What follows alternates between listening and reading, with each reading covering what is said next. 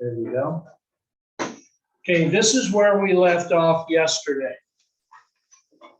If you would, please get out that handout F40 that I gave you, or that was in your packet. And what we're going to do is we're going to go ahead and self-grade those answers. Now, two things need to happen when we're self-grading. Ideally, you're going to be using a different colored grading instrument than you originally worked it with. Secondly, if you have it wrong, I don't care if you correct it, but you still got to count it wrong. Now, when we get done, you're going to add up the total number of problems that you got correct, and you put it up somewhere at the top of the page, or each of the 2 pages that we had last time. Okay, so with that, here are the answers to these. Hopefully all of you can see them.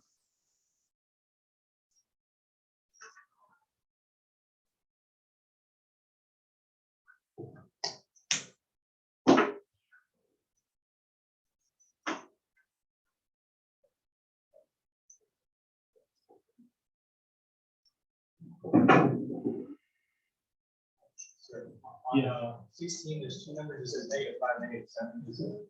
Oh, well, the reason for that is on some of the problems, it looks like the, like we've got a little bit different number.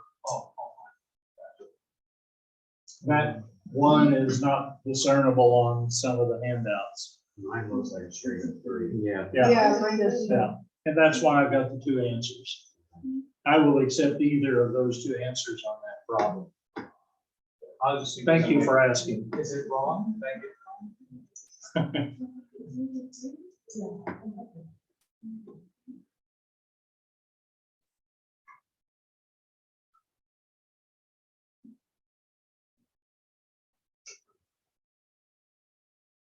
And of course, the absolute value ones up here at the top, they're just whether it's positive or negative, the answer is positive.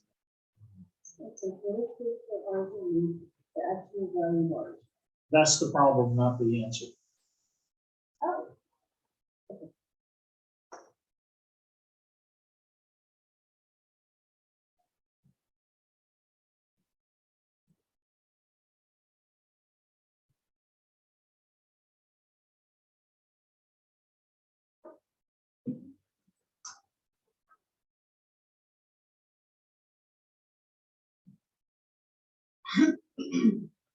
So at the top of the addition page, you're going to write down how many you got out of 27.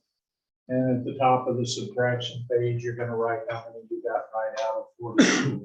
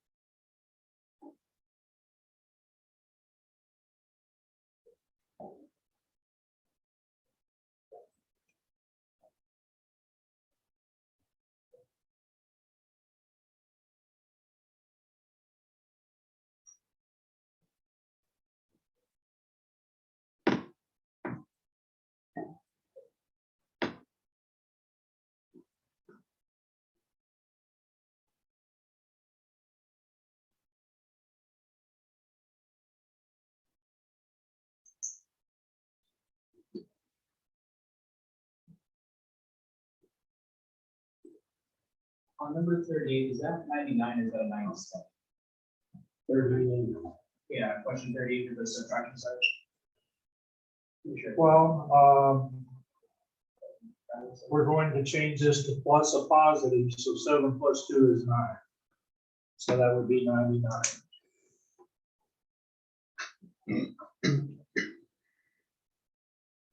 If I were using that laptop instead of these, I would take my pen and overmark it where it's more obvious. Question. For the fraction side, for number 10, how did we get -b? Number 10. Yes. Okay. I changed the minus to plus. I reversed the sign here. -7 and -1 are same signs. So we add and get 8. 7 and 1 is 8. And the sign of the biggest is negative. Okay.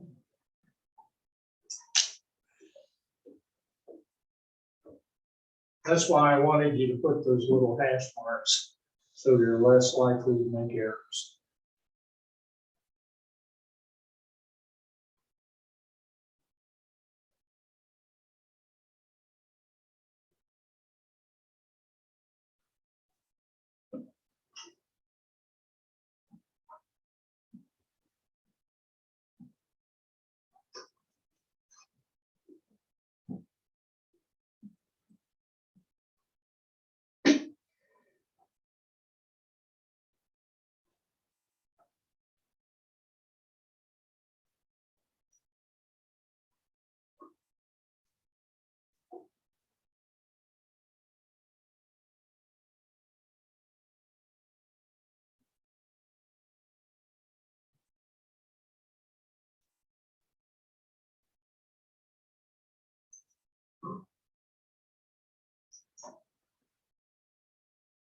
I mean, not yet.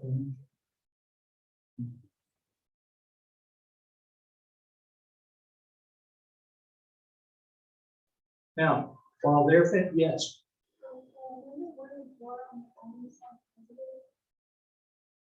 When you find the absolute value, the answer is always positive. Okay. An analogy to that is from my driveway to my father's driveway up near Lawrence is 212 miles north. When I leave his house and I come to my house, I go 212 miles south. But if someone asks me how far is it to his house, I just simply say 212 miles. That's like, is it positive direction? Is it negative? No, it's just that far. Okay, that's the concept of absolute value.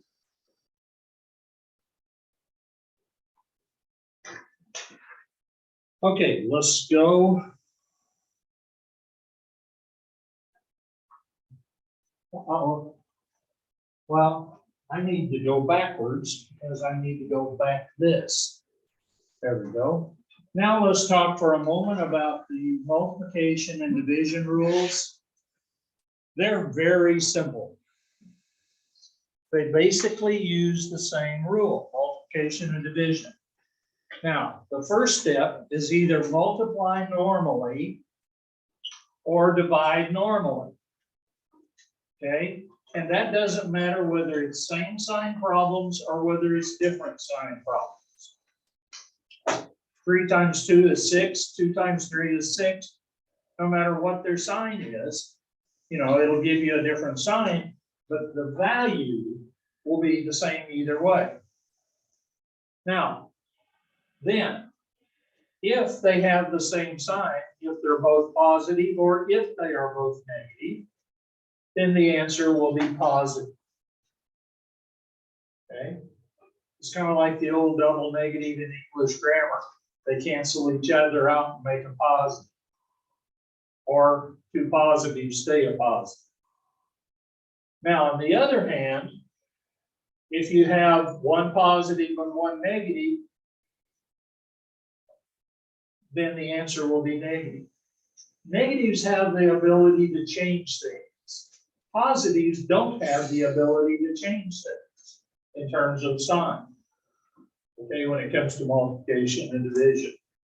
Now, what if you have 3 or more numbers? Well, what if I had -1 times -1 times +1 times -1 times +1 times -1 equals. Well, I suppose you could just go down the line, left to right. A negative times a negative is a positive. So these two together make a positive. And a positive times a positive gives me a positive. And a negative times a positive times a negative gives me a negative. And a negative times a positive gives me a negative. And a negative times a negative gives me a positive. So the answer to this whole thing is positive 1. Obviously, I chose the ones because I didn't want the numbers to get in the way. Now, count with me. 1, 2, 3, 4. I have 4 negative signs in this string of multiplications. Anytime you have an even number of negative signs, your answer will be positive. Okay. If I had had 5 negative signs, then the overall answer would have been negative. Okay. Nice little shortcut.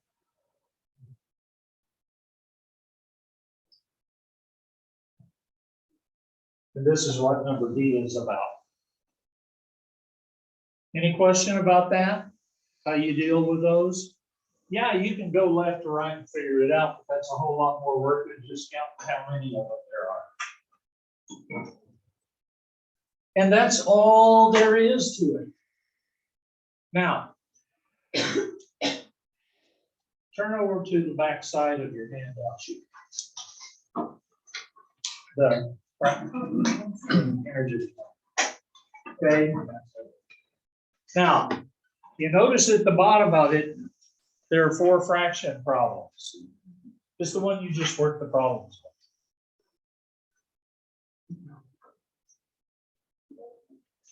Should be the very last or next to the last pages in your packet. I want you to try those. Okay? I'm not going to go over those right now. I will go over them tomorrow night or Monday night. But I want you to give those a try. Partly because I want to see how well you can do on the fractions, because it'll make a difference how much time I spend on some other stuff. So get those worked. On Monday, first thing, we will go over the back side just like we did this front side, and then you'll turn it in after we total your score for that. So that's kind of where we're headed on that. Any questions so far? Okay. Well, that being the case, let's put that away and go ahead and, if you would please, look at this sheet. This one should be fairly much to the front of your packet.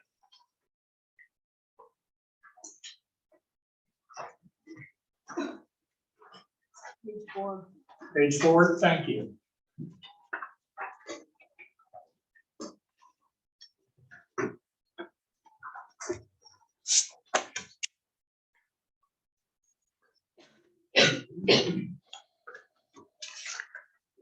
For the online group, when I edit the video, I'll put a better, easier to see sheet in the video. Okay, now,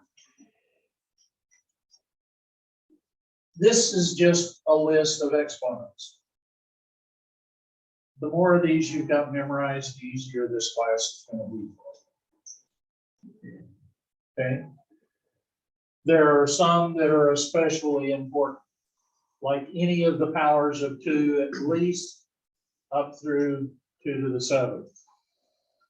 By the way, if you notice, these powers of 2 are the same as the numbers of bits in computer language.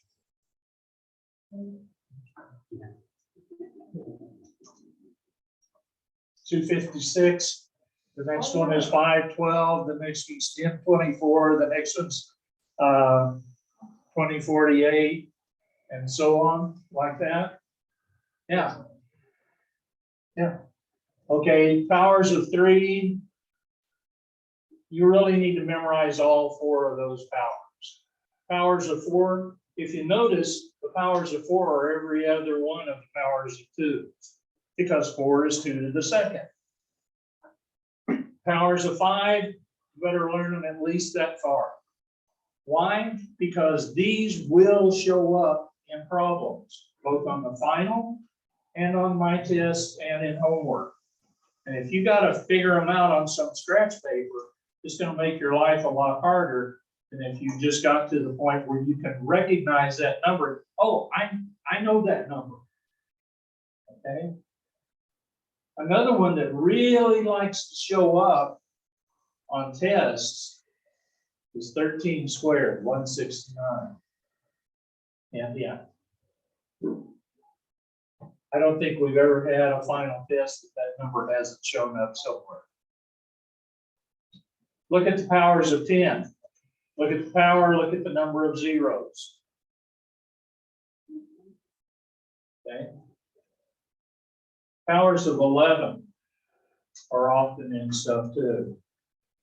So anyway, this is a very useful sheet for you. There's also a review up here about how exponents work. In this case, the 2 is called the base. That 1 right there is called the exponent. Okay. Now, there are some special ones. Anything to the 0 power, by definition, has a value of 1. Very important for you to know.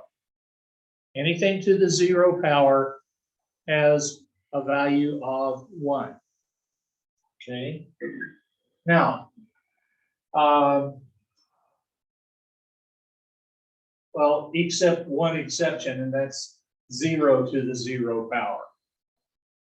And right there it says, if A is 0, then A is 0 is 0. That's the only exception of that. Now, what if I took 2 of these with the same base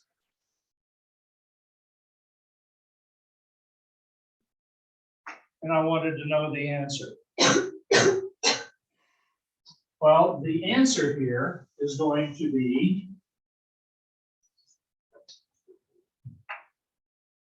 2 to the 5th. Because when you have the same base and you're multiplying the terms, all you have to do is add the exponents. Now, what is the numerical value of 2 to the 5th? Well, let's count on fingers. Exponents are the one-time mathematicians feel like it's okay to count on fingers. 2 to the 1st is 2. To the 2nd is 4. To the 3rd is 8. To the 4th is 16. To the 5th is 32. Okay. Now, is that true? So we're saying this is 32. Well, 2 to the 3rd is 2, 4, 8. 2 to the 2nd is 2, 4. And sure enough, that equals 32. Okay. Now, what do you suppose is going to happen if you're dividing exponents with the same base? You're going to subtract them. Yeah. Always the opposite, isn't it? Always the opposite. If multiplication is addition, then division is subtraction. And if you really think about it, when you have the division box, what you're doing is repeated subtractions. Okay. So anyway, that's those. You got those rules up there on your sheet that you can see. And I'm having trouble hanging on to this. My dear Aunt Sally, I suppose I could speak in my best Scottish brogue and talk about my dear old Aunt Sally, whose knee I used to sit upon when I was a wee tot, and make up this BS story. Anyway, order of operations. How do you do things? Now, remember, when you're going to solve equations, you are undoing. It's the opposite of this. But when you're just working with numbers, then you use this order of operations. First thing you do is you clear any parentheses. Then you get rid of any exponents. Although some people say you get rid of the exponents first. Then you're going to take care of multiplications and divisions. And lastly, you're going to take care of any additions and subtractions. Now, what if you have multiple additions and subtractions in the same problem? What if you have more than one? Left to right, just like reading a book. Okay? So same thing with the division. Here is an order of operations explanation sheet that you can look at. Especially you might want to look at these first three examples because they work the same problem 3 ways and 2 of the ways are wrong. Now, I'm not absolutely sure that I put that in your packet this semester. I think I may have left this one out because your packet was getting pretty thick. Now, let's do some order of operations problems. Take out some piece of scratch paper. If you want to keep out your exponents list to make things easy and fast for you, you can. But let's go through some of these, a few of them anyway. Maybe not all of them. 12 divided by 2 squared. 12 divided by 4 is 3. Okay. Quantity 2 plus 3 squared. Notice my language in this. Quantity. When I say quantity, then that means I'm going to have some stuff in parentheses. Okay, so quantity 2 plus 3. 2 plus 3 is 5 squared, which is 25. 4 plus 1 quantity squared, same sort of a thing. 4 minus 1 is 3. Cubed, strange looking 3 there. So 3, 9, 27. 2 squared plus 3 squared. Now, I have different bases, so I can't use that addition of powers then. So I just have to evaluate each one of them separately.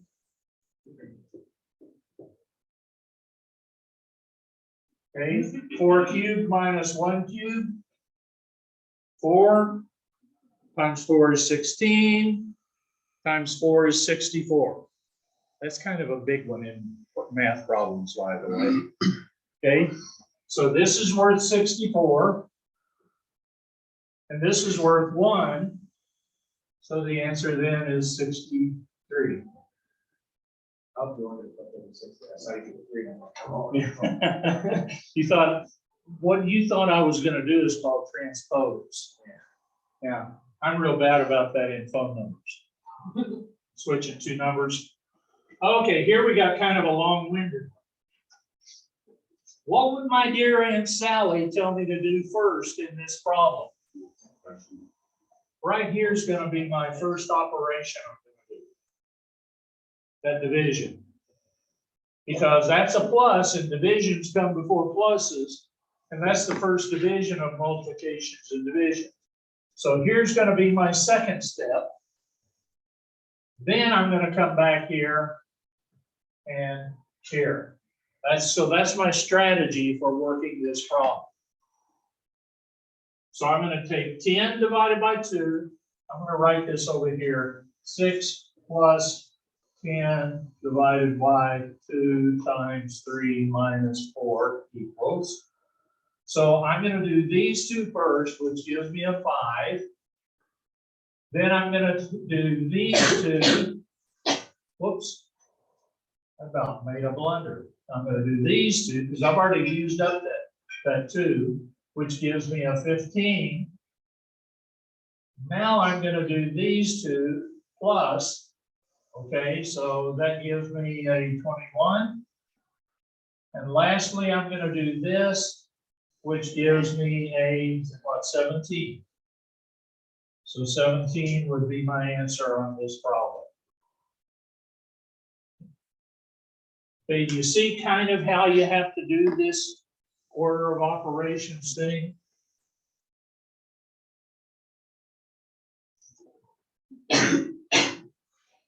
Okay, here, we're gonna do this division first. 12 divided by 3 is 4. Times 4 is 16. Minus 18 is 82. Okay, here, I've got 16 minus 5 minus 2 is 3 squared, which is 9. So 16 minus 9 is 7. Okay.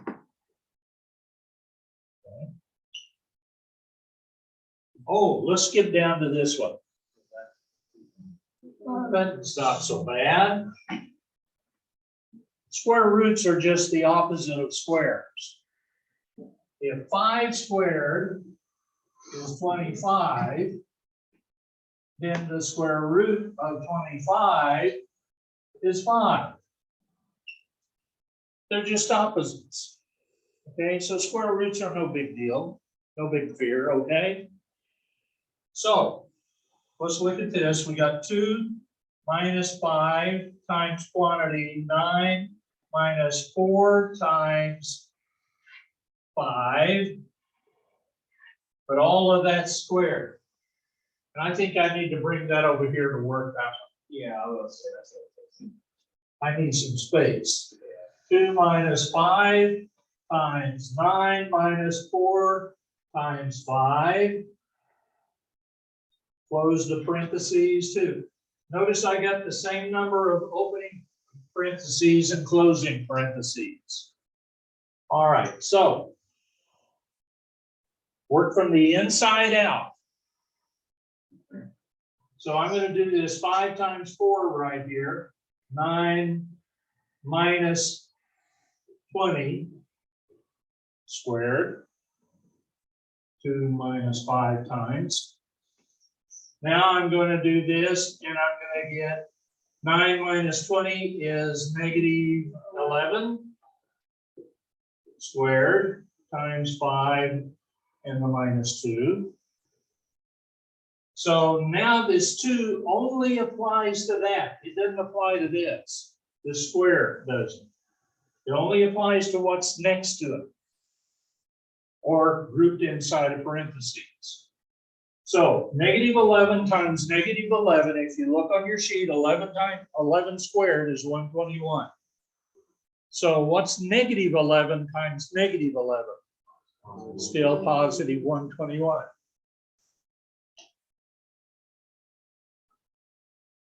So we're going to take that times 5, and that's going to give us, let's see,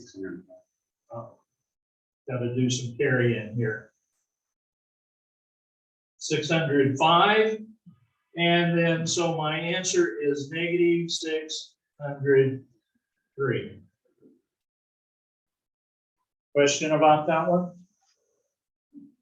Yes. So if a negative number is squared, it's always going to be positive? Yes, because squaring it, you are taking it negative 11 times negative 11, the even number of negative things I told you about. Okay. Cubing, That's going to be negative? yeah. Okay. Okay, question on this one before I erase it?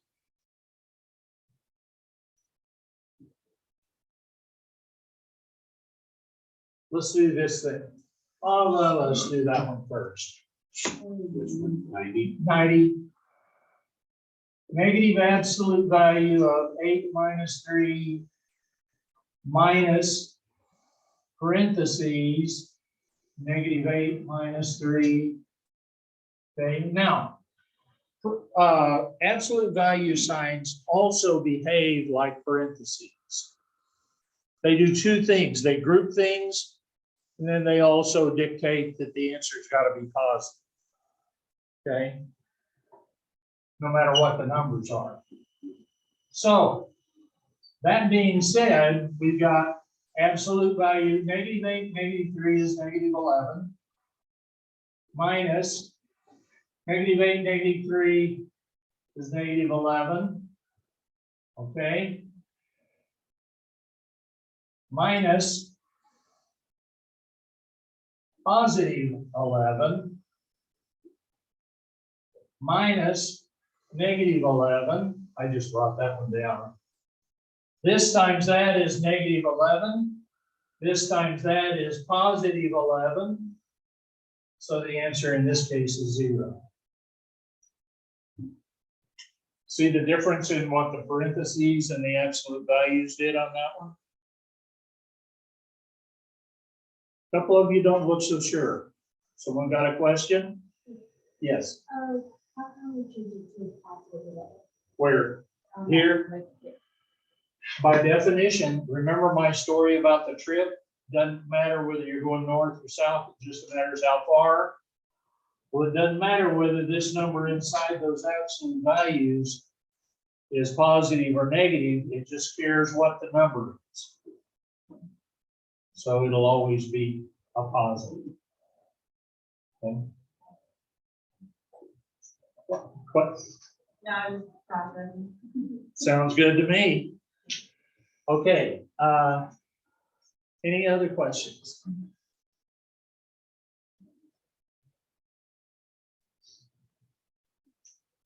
Okay, now this ugly beast. This fraction bar also behaves as a parentheses, meaning you got the group of everything up here and you got the group, excuse me, the group of everything down there. Okay? So what we're going to do is I'm going to deal with the top first. Okay? You could deal with them at the same time. Work from the inside out. So I've got absolute value of 3 minus 2 cubed absolute value. Over here, I've got, well, these are just a string, but I got to do those two first. So I've got 6 minus 2 times 3. This is my first step. My second step then, absolute value of 3 minus 8 over 6 minus 6.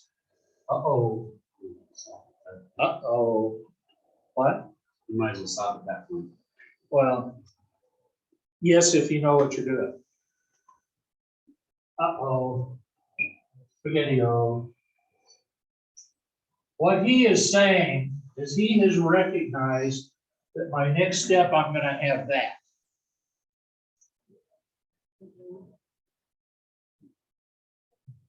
What's the answer? Undefined. So I really don't need to finish it. I mean, I could finish this business up here.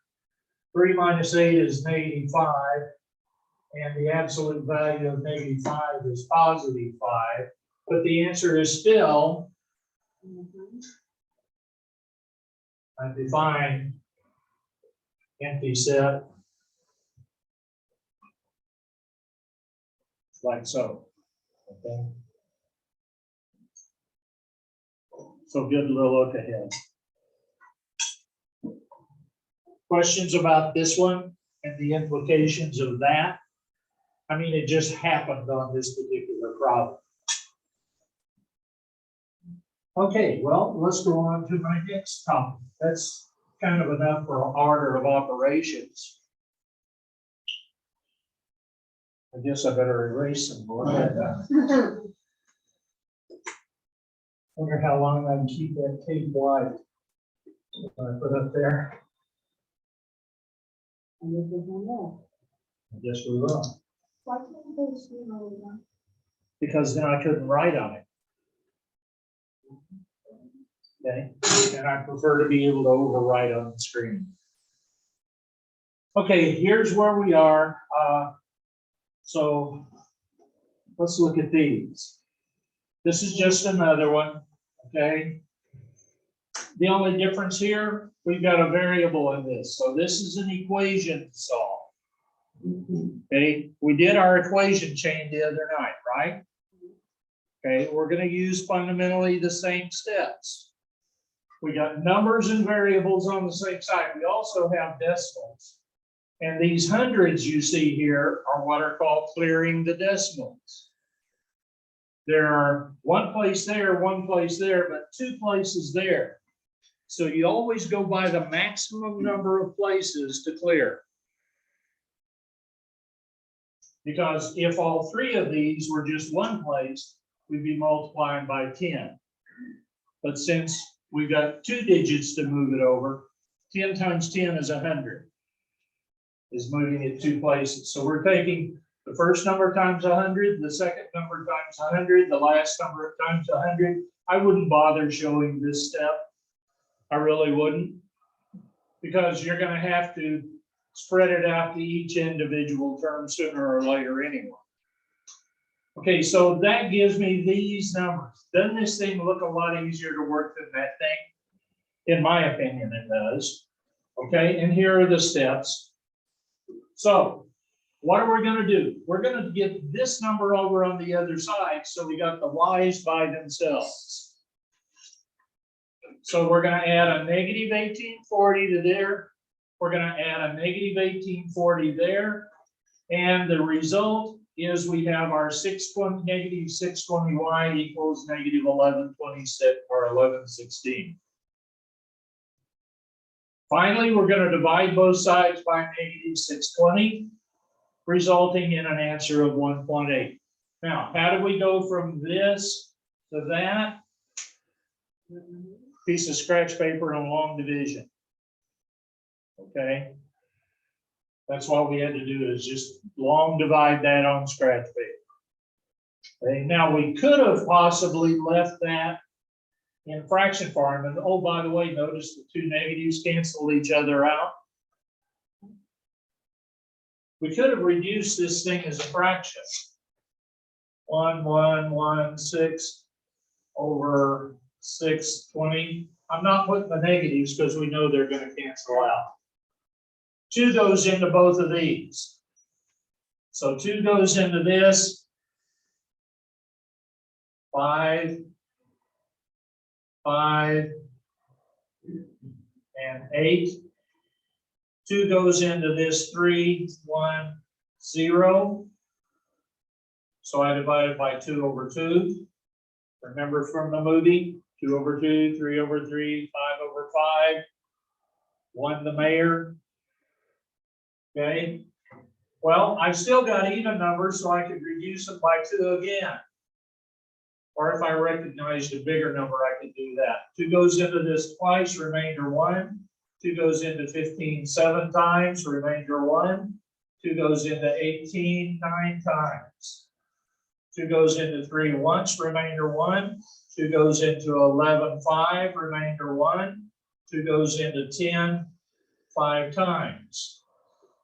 Okay, so we have reduced this to 279 over 155. Now, I can tell you that won't reduce anymore, because the only thing, this 5s will go into this and some stuff, and not much else will go in that. That's got to have 3s in it. This has got to have 5s in it. Okay, so unless they overlap there, it might reduce, but at some point it would become more trouble than it's worth. Better off just dividing that one. But you could have reduced it.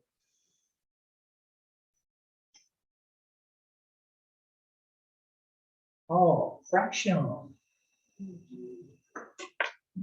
Fractions. Will you go back to 1 more time? Sure. What's that? Oh, okay.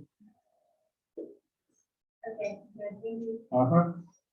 Okay, on this one, we got 1/4 of W, 1/3 of W, 1/1 of W, 1/2 of quantity W stuff. You like my 1/1? Okay. So what's my common denominator? That's the first thing, and you got a fraction problem. What's your common denominator? Well, you got 4 and a 3 and a 2. The 2 will go into the 4s. We don't worry about that. The 1 will go into anything. So 4 times 3 is 12 is the common denominator. 1 point. So now what we're going to do is we're going to take 12 times every term.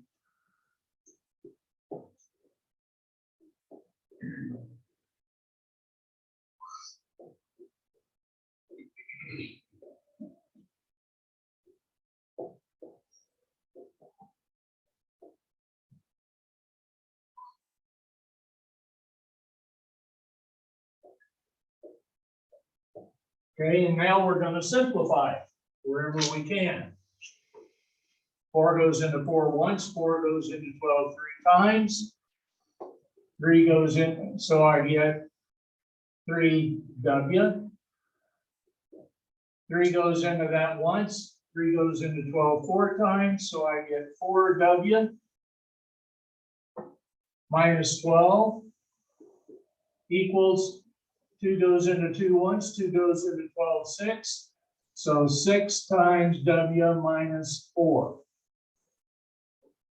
I can simplify these two, get 7W minus 12 equals 6W minus 24.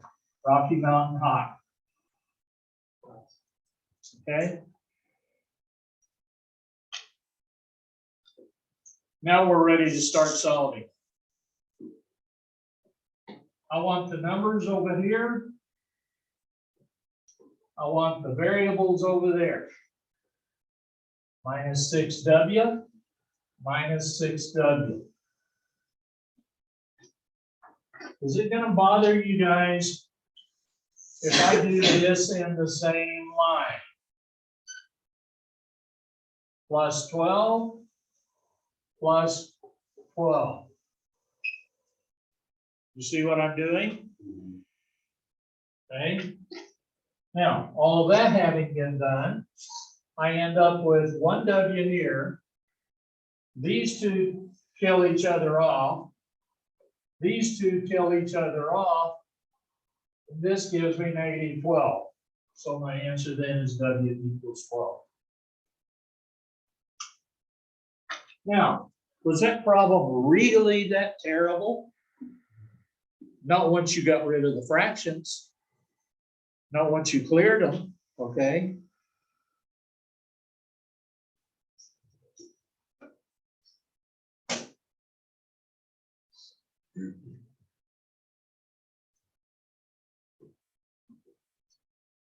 Anyone not ready?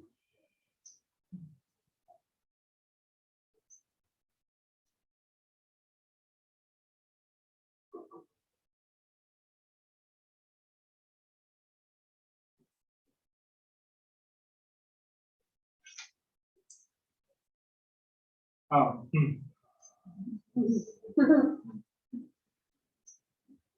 I like my work better.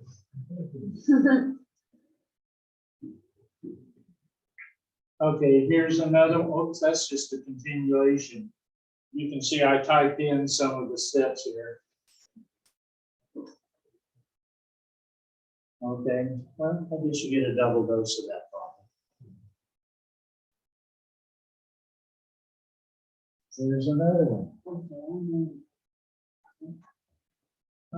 I think I can think of that. But then that means that we're going to have to work it ourselves.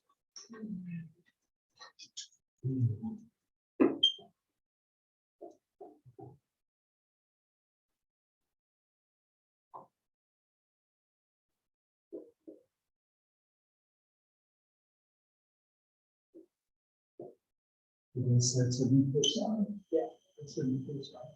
Okay, you guys try that one.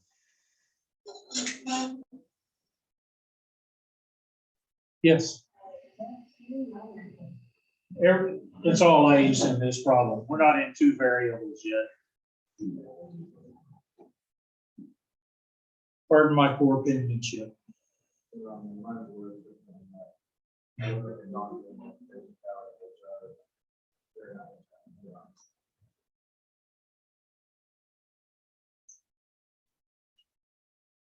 Go ahead. Got it? Got a clue? What's the common denominator?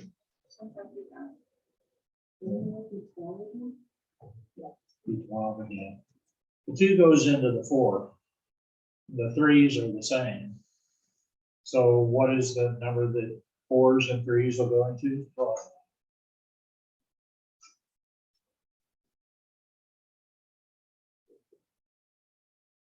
Okay. So multiply this by 12. Multiply this by 2. Strange looking 2. Still strange looking.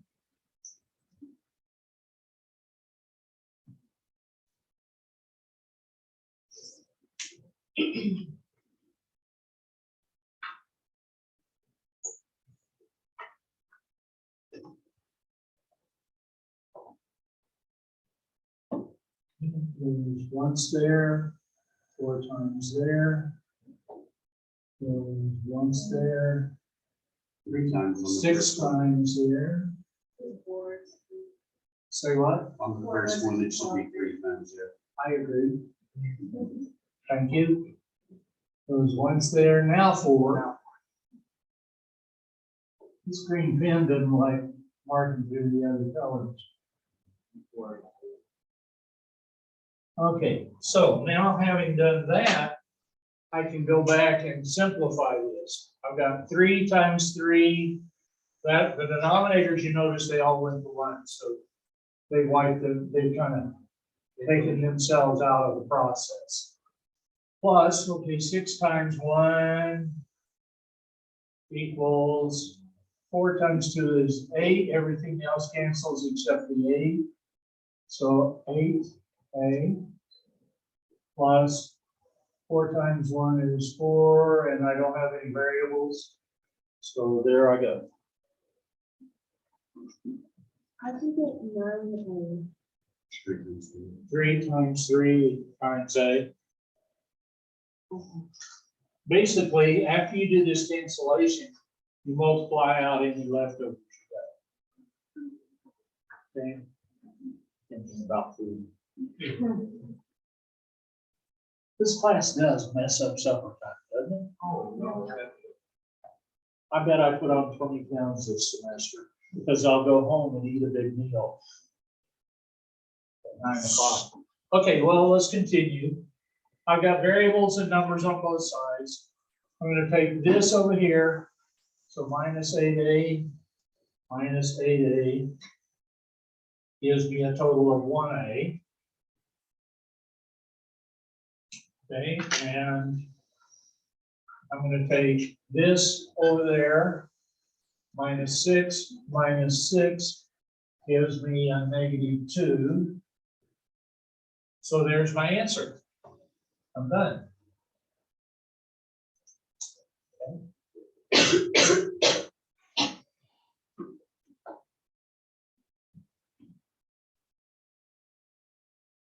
What are our steps that we did? We're getting repetitive. We're finding the common denominator. We're multiplying every term by that common denominator. We're canceling anything else out we can, which in every case is totally eliminating the denominators. Okay? And then we're solving the simplified equation. So that's our repeated process.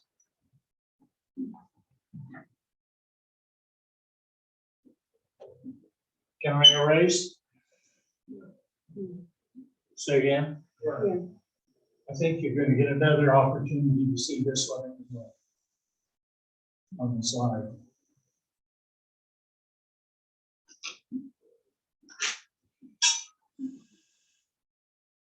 Nope, not this one.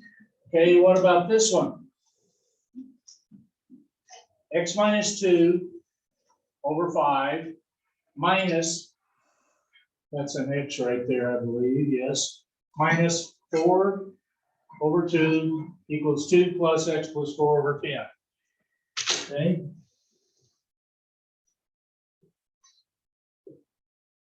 Well, isn't that just a bummer? That's.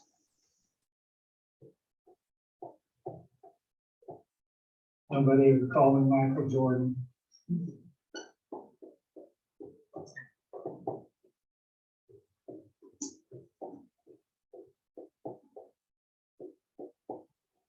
And my least common denominator is, well, 5 goes into 10, and 2 goes into 10, and 1 goes into 10, so it's 10.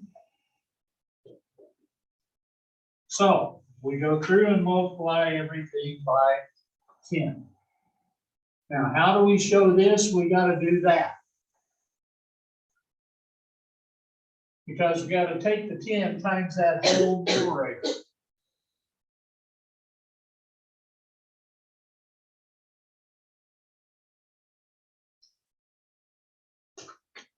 Now, having done that, I still cancel. That goes once, that goes twice, that goes once, that goes 5 times. That doesn't do anything. And that goes once and that goes once. So what have I got here now?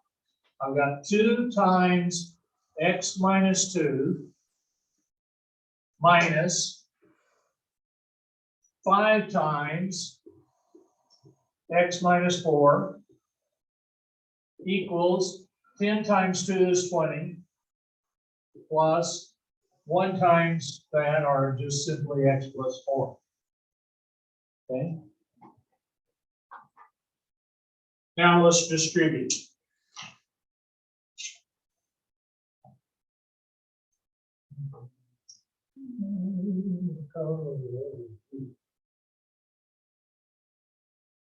I shouldn't punish you guys by saying x minus 4 minus 5x plus 20. Negative times negative is plus, equals 20 plus x plus 4.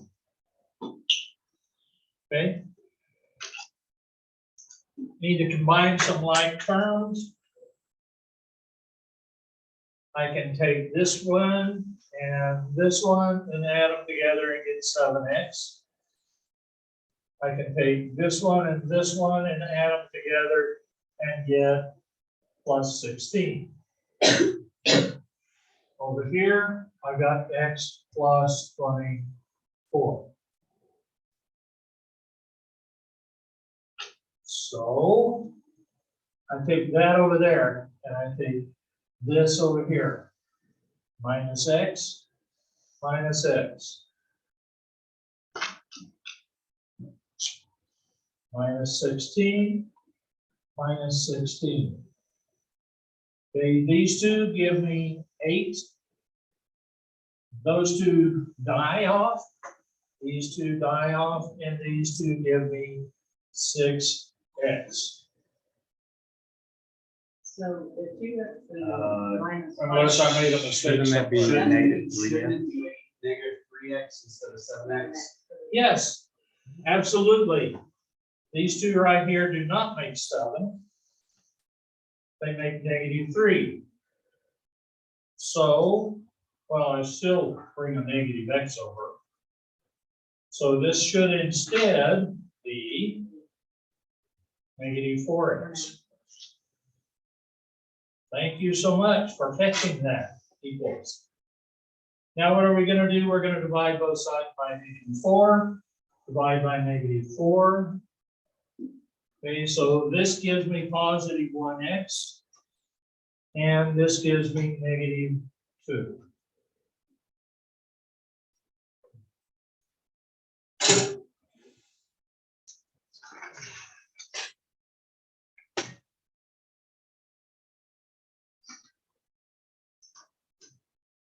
Questions on this one? Pat, you get to see this one again.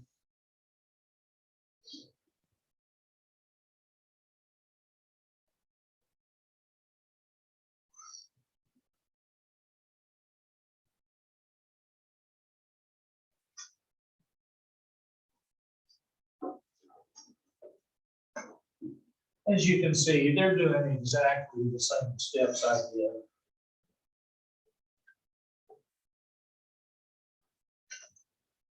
And they're continuing on the next page. Except they didn't make the mistake I made. Okay. So there's your solution set.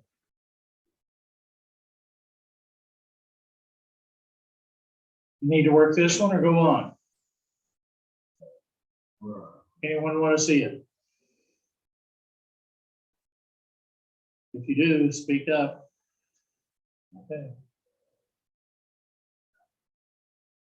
Clearing decimals, we've actually done this a little bit before. We'll do it again. 2 digits, 1 digit, 2 digits. What are we going to multiply everything by? 100. So 100 times this, 100 times this, and 100 times this. Okay, put that times dot in there. Well, the net effect of that is to make this 55x minus 60 equals 205x. Okay.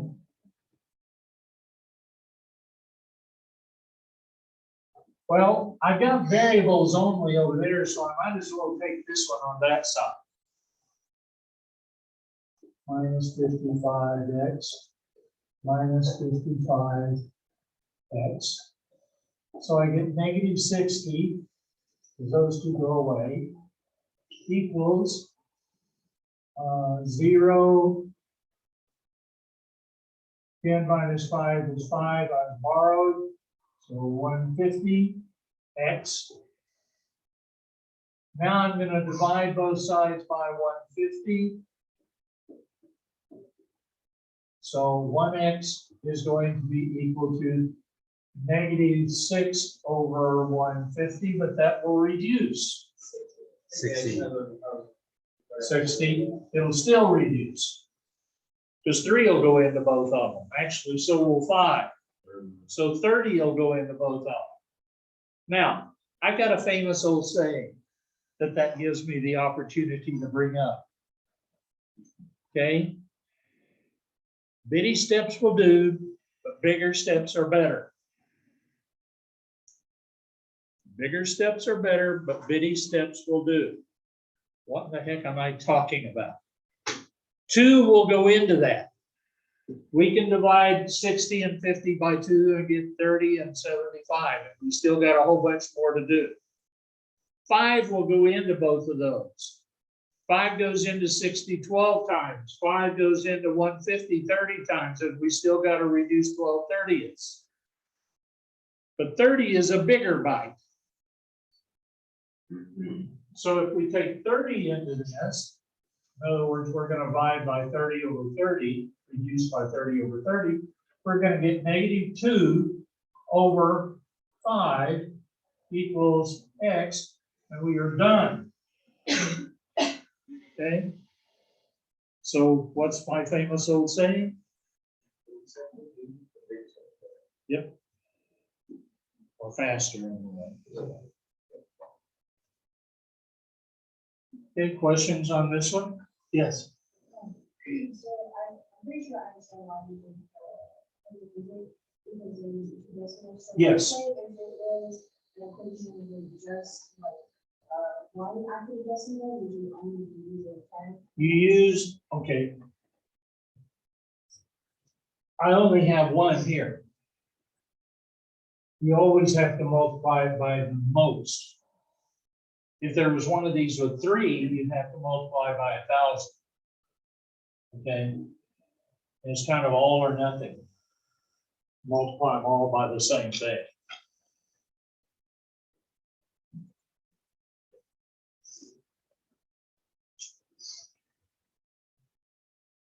Well, they left it as a decimal or a fraction.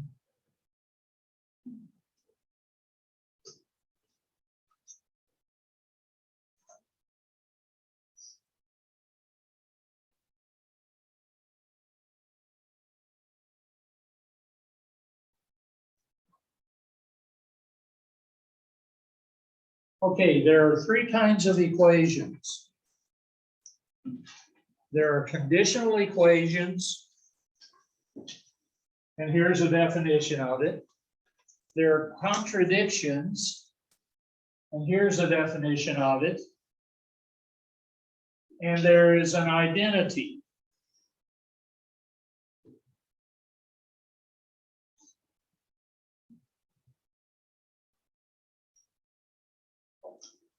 And there's the definition. Now, what do these definitions really mean?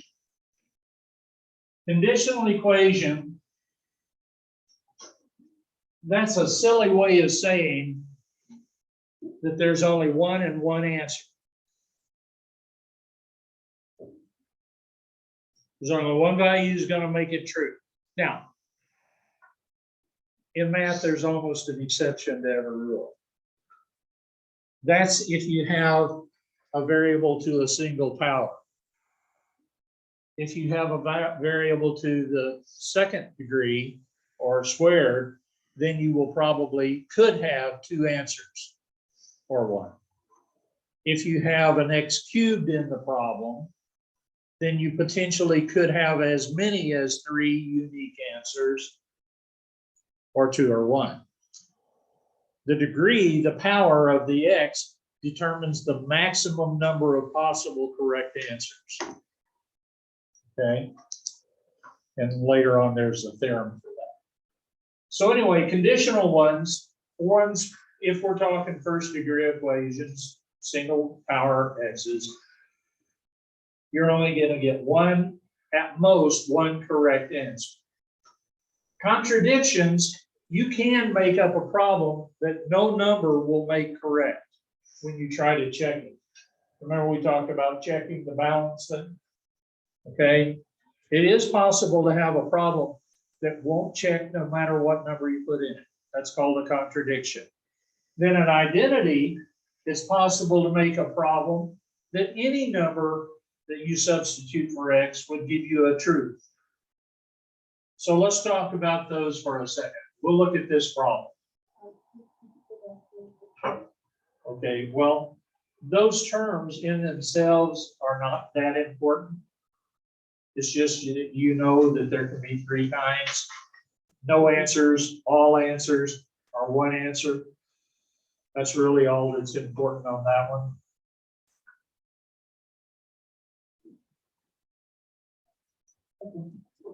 Okay, here we got a problem.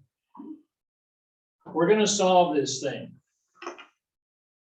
They're doing some of the work. They're cleaning up some of the inside. Clean it up even more, and oh, look what they got for an answer.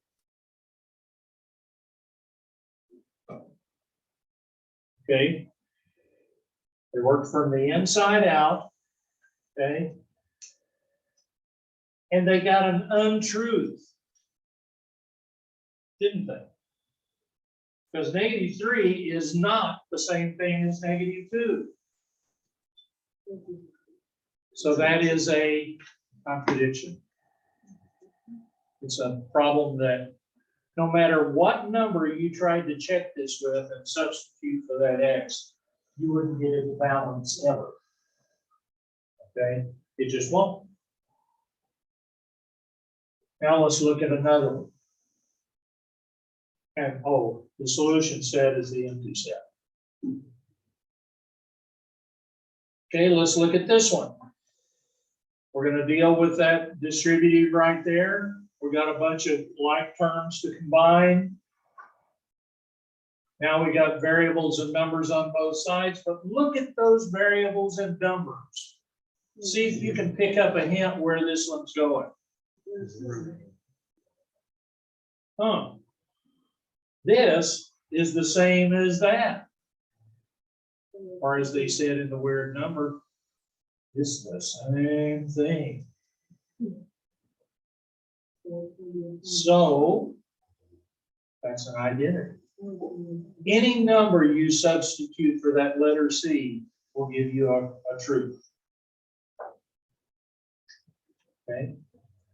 Now you could get a 5 equals 5 or a -2 equals a -2, you know. But the point is you're going to get the same thing, an equality down there. So that's an identity. And here's how you write the answer for that. This is worth writing down.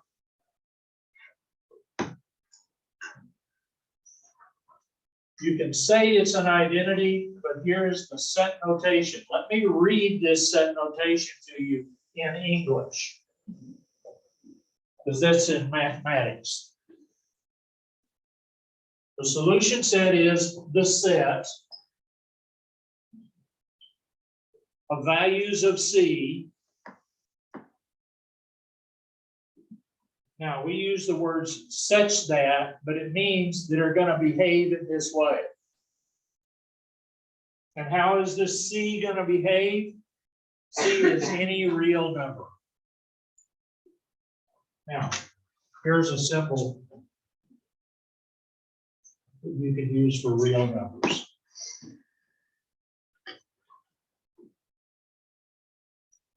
It's a capital R with a double bar. I see that.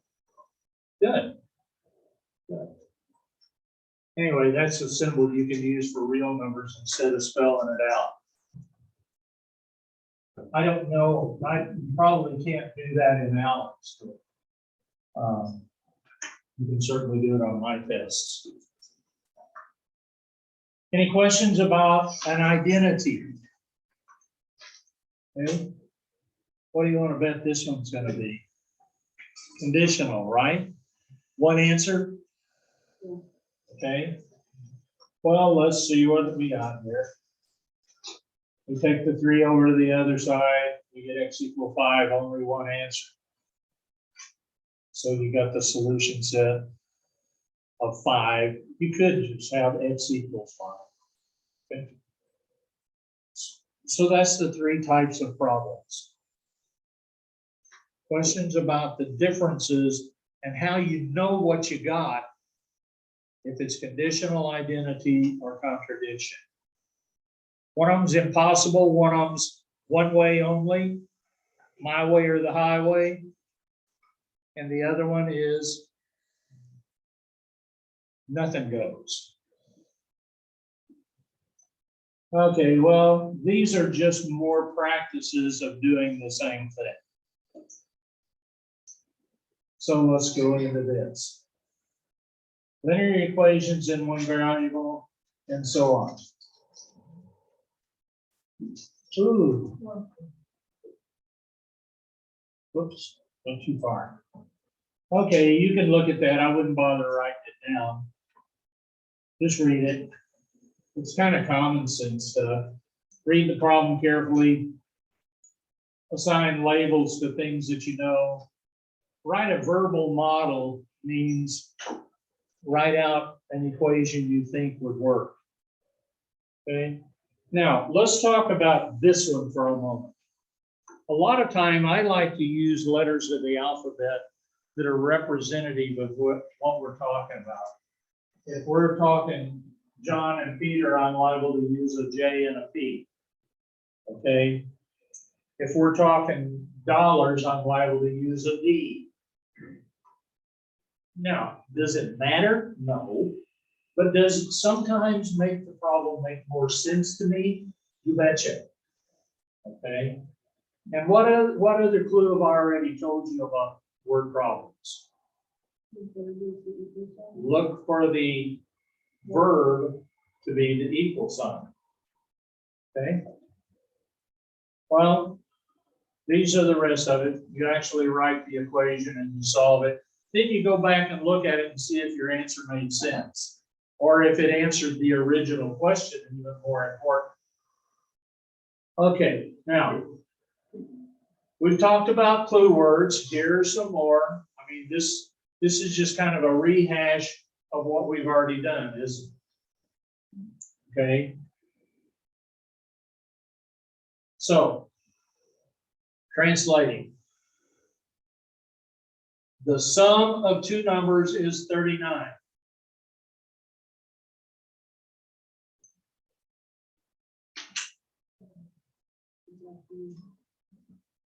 One number plus the other number is 39. Okay? What else does it tell you? And then there's three last numbers there. 3 less than twice the other. 3 less than twice the other. Okay? That's what means to- So X, the one you don't know anything about. You see, in this problem, there's one of the numbers they don't tell you anything about in there. They tell you something about one of them, but they don't tell you anything about the other one. The other one that they don't tell you anything about is always your variable. Anybody ever tell you that before? No. That way? The one they don't tell you about is always your variable. Okay? So now, because we did this little sketch here, this problem is kind of easy. We got the one we don't know anything about. We got the one we know something about. And we know that if we add those two together, it's 39. And now we can solve it. Okay?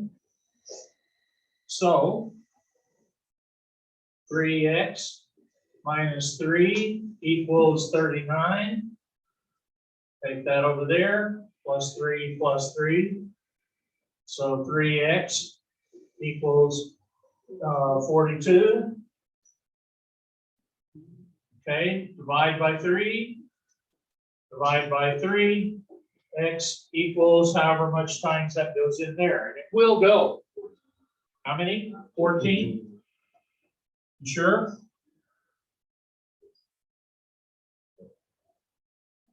Okay. 3 times 12 is 36, and so on.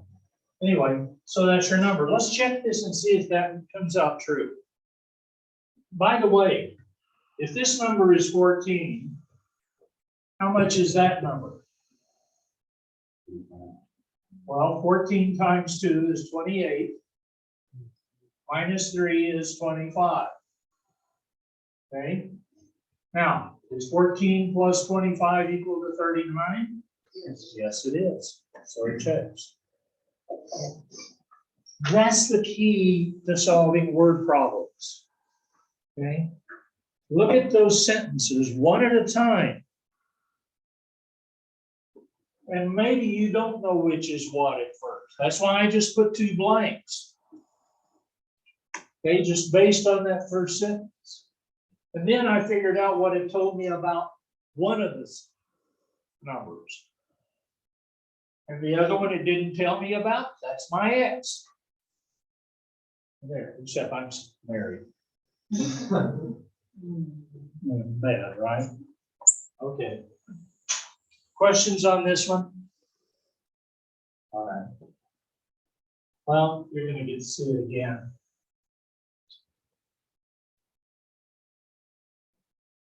Look familiar?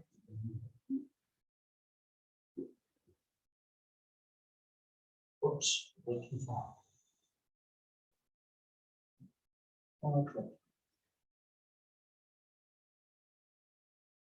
You do this one. What more would I get on my power?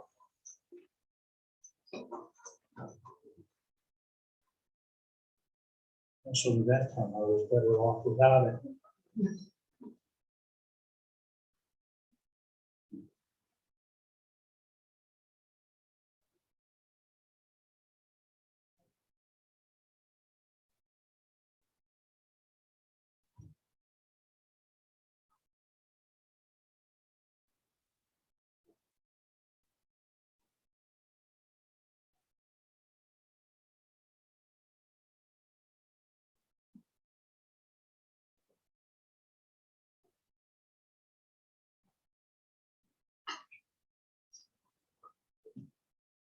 we're kind of here again, aren't we? Okay. One of these numbers is 5 more than 3 times. And here's the one I don't know anything about. So I get 4x plus 5 equals 45. Take the 5 over, minus 5 minus 5. 4x equals 40. Divide by 4, divide by 4. X equals 10. That's 10. And this is 35. They certainly equal 45.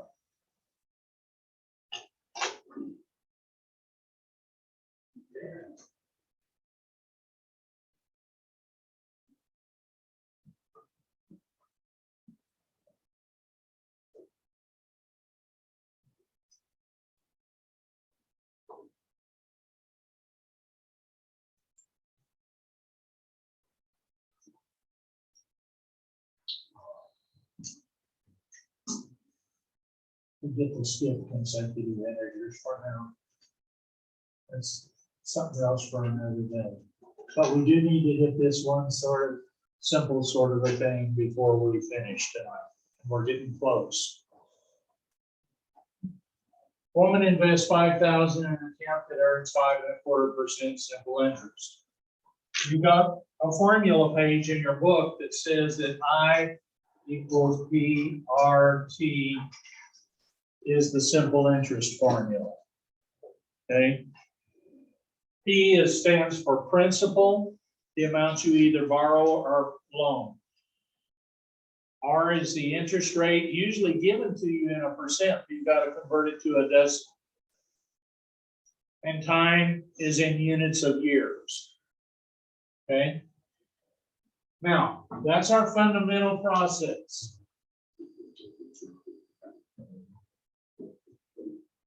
So let's fill in what we know.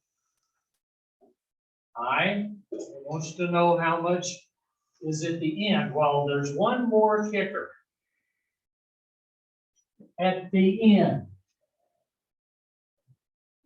That means we're going to have to add the original principal back out. Because this is how much we started, this is how much we grew, so our final answer has got to be the combination of those two. Okay? Now, just for the interest growth. So here we've got 5.25.0525. Okay.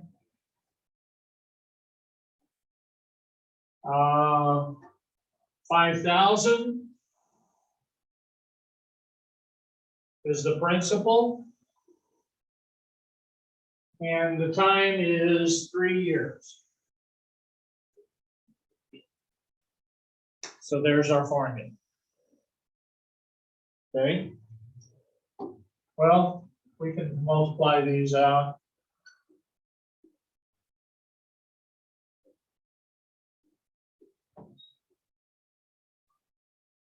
And then we go over on a piece of scratch paper.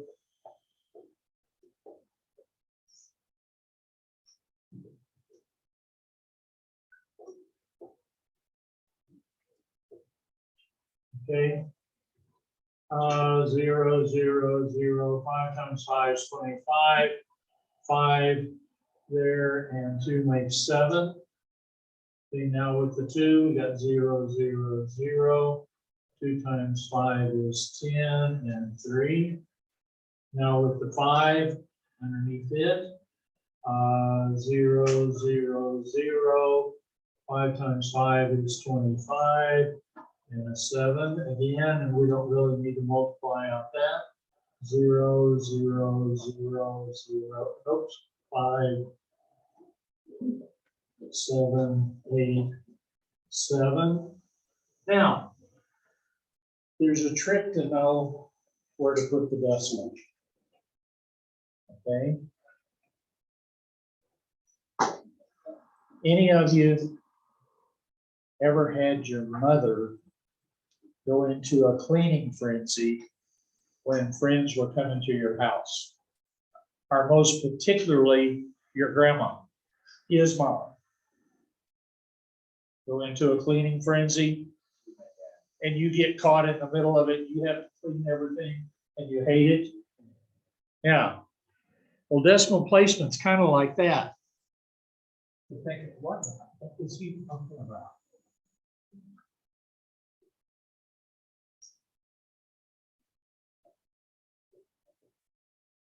Okay.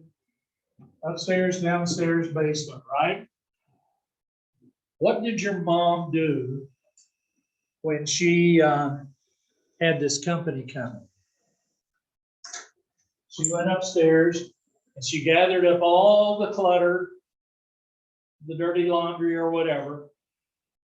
Then she came downstairs and gathered up all the clutter there. And what did she do with it? She took it to the basement and hid it. Okay? That's what we do with these decimal points. How many decimal points do I have in this number? It's hidden over here, by the way. None. Right? How many decimal points do I have in this number? 4. So 1, 2, 3, 4 in the basement. So they made $787.50 interest. See my little decimal trick? Make sense to you? Okay, so anyway, we had $5,000 to start with, plus $787.50. Okay, so then we ended up with $5,787.50, and we got to put the label or it's wrong. Okay. So that's simple interest. That's also, if you're buying a car, you figure out this and then divide it by how many months, and then that's your payment. Okay, well, with that, go in peace and prosperity.